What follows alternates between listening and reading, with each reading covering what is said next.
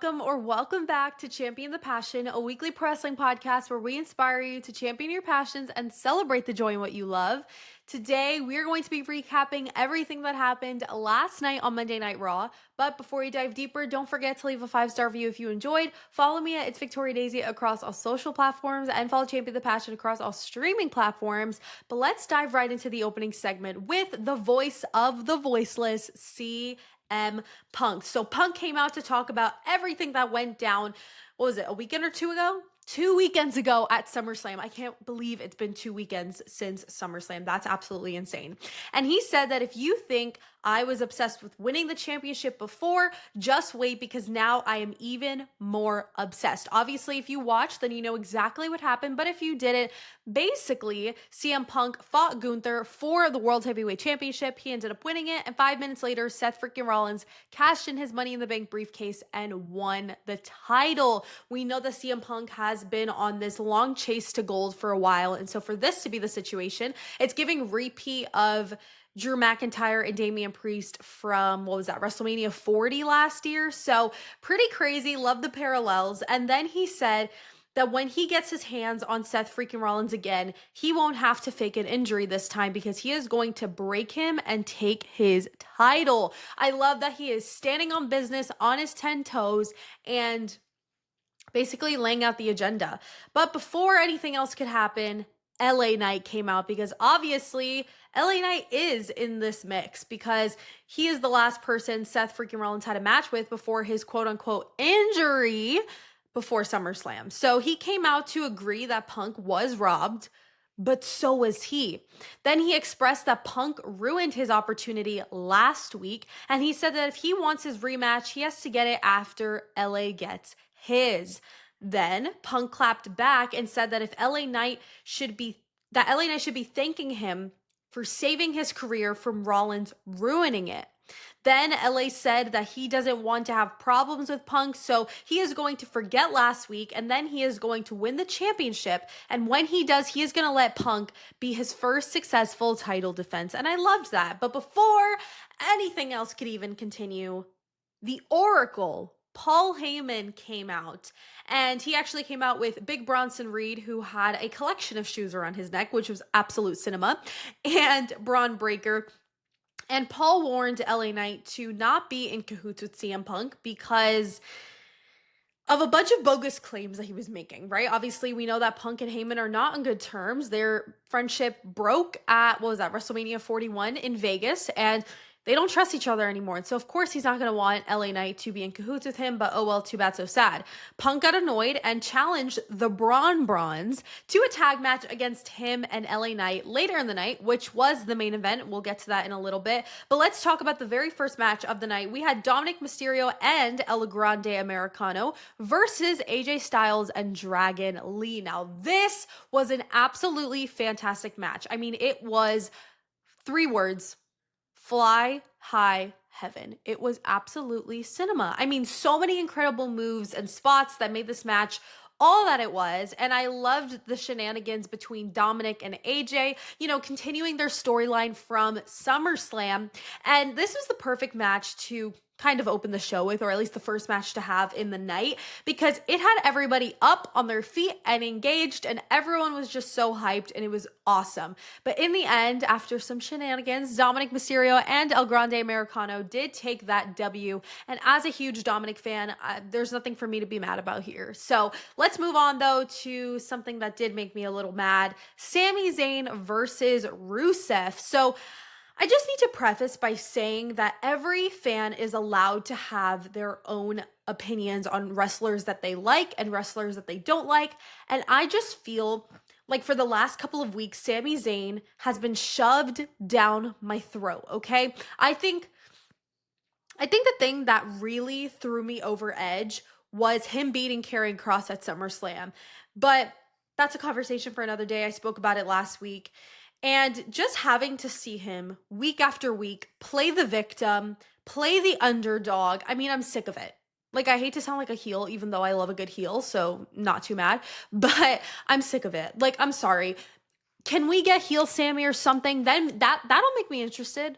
But like, oh my gosh, it's the same song and dance every single week, and I'm tired of it. And to be honest, I didn't want to watch this match.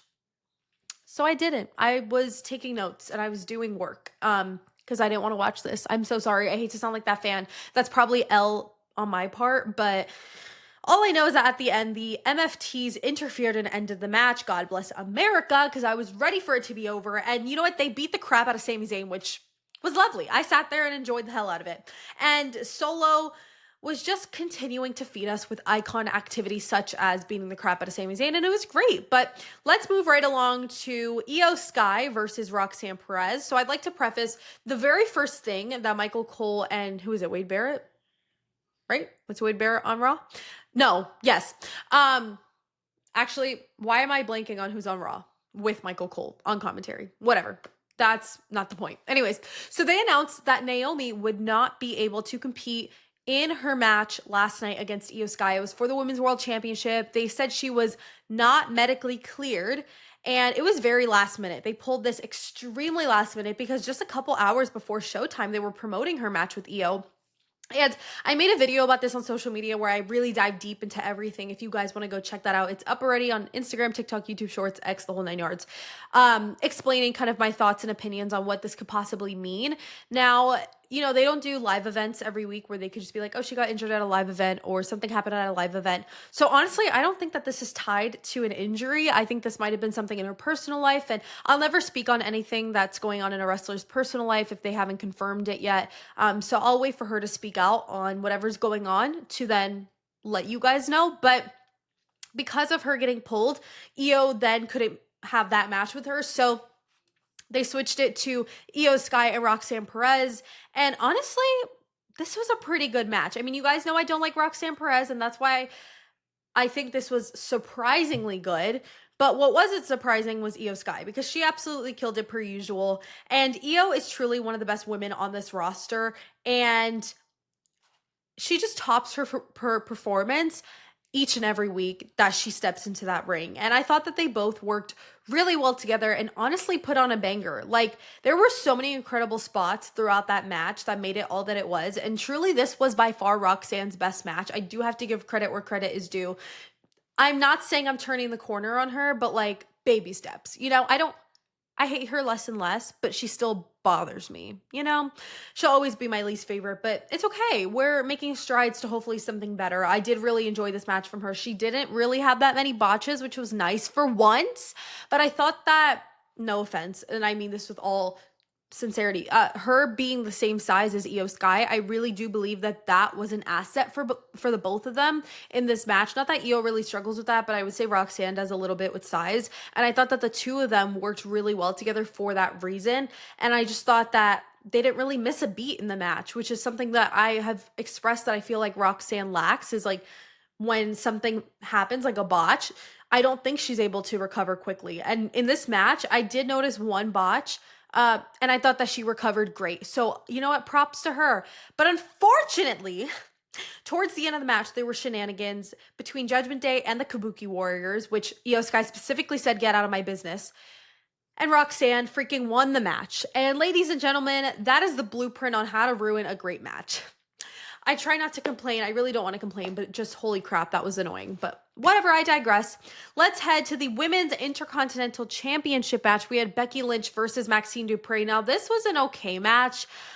As much as I like Maxine, I really, really do. No hate towards her. I'm not too sure why they didn't just have Natalya wrestle this match, because it would have made a lot more sense for the backstage clip that they showed us right before the match. But whatever, it was an okay match. I mean, it was short. It was sweet. Not really. Becky Lynch retained. That's all I really got to say. But let's head into the main event. We had CM Punk and LA Knight versus Bronson Reed and Braun Breaker. Now this right here, this was a great match. This was PLE caliber worthy in my opinion. I mean, super entertaining. I thought the storyline aspect, the storytelling aspect of this match was absolutely amazing. Every single spot, every single moment was executed so perfectly. I mean, obviously you have a vet like CM Punk in the ring alongside seasoned people like LA Knight and even some of the newer guys like, you know, the Bronze, if you will. I just thought that they all worked so nicely together and they all did such a freaking good job at storytelling storytelling throughout this match, keeping the story alive, keeping the fans engaged. I mean, 10 out of 10, no notes, chef's kiss. I mean, there was nothing bad I could say about this. Truly incredible. But the only thing I could comment on is the fact that at the end, Seth Rollins interfered and ended the match by beating the crap out of Punk and LA Knight. And then Jey Uso came out for the save with the steel chair. A steel chair? Hello? A chair. A metal chair. What the freak am I saying? I don't even know. With a chair. And basically cleaned house. It was beautiful. It was amazing. And I wish the match ended cleanly, but after what I realized happened, it made sense. So basically what happened was Adam Pearce came out to announce that at Clash in Paris, Seth freaking Rollins will be defending his World Heavyweight Championship in a fatal four-way match against Jey Uso, LA Knight, and CM Punk. And holy crap, when he said that, I jolted out of my seat. This is such a goated match. This is probably going to be the main event. Can't complain about that one bit. Now, I don't think that Seth Rollins is going to lose his title, even though I would love CM Punk to win. I just don't think he will, and that's totally okay. He'll have his match at some point. He'll have his moment to win it. Right now is not the moment, okay? I'm going to need Seth Rollins to show up and show out in Paris. Oui. It's going to happen. I'm telling you. I'm so excited. It's going to be great. Also, I'm always delusional for a Roman Reigns return. I think he's advertised for a Monday Night Raw upcoming before Clash in Paris. So I'm going to need him to come in and be in the mix at Clash in Paris. Why? I don't know. I just need him to be there. And he'll probably be there, which we love. So, you know what? Let's head into my overall thoughts before I continue on rambling about how much I love Roman Reigns. So I thought it was a really good show. My match of the night was obviously the main event for every reason I just specified. I mean, I loved every aspect of it. Chef's kiss, amazing. My segment of the night was actually the opening segment with Punk. I thought that they did a great job at progressing the storyline and a great way to set up the main event. Overall, I'd rate the show about a 7.5, 8 out of 10. I feel like for the last couple of weeks, it's steadily been pretty good shows, so I can't complain about that. Obviously, we're on the road to Clash in Paris, August 31st in Paris. I believe that's a Sunday, and I believe it's at 2 p.m. Eastern. What is that, 11 a.m. Pacific? If my time conversion is correct. Someone correct me if I'm wrong.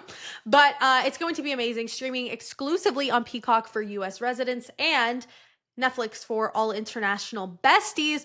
Also, I'm going to be at NXT tonight, which I'm so excited. You guys know every time I go to NXT, instead of doing a podcast episode, I will just upload a vlog since it's just fun content. But not too sure how much I'll be able to record tonight.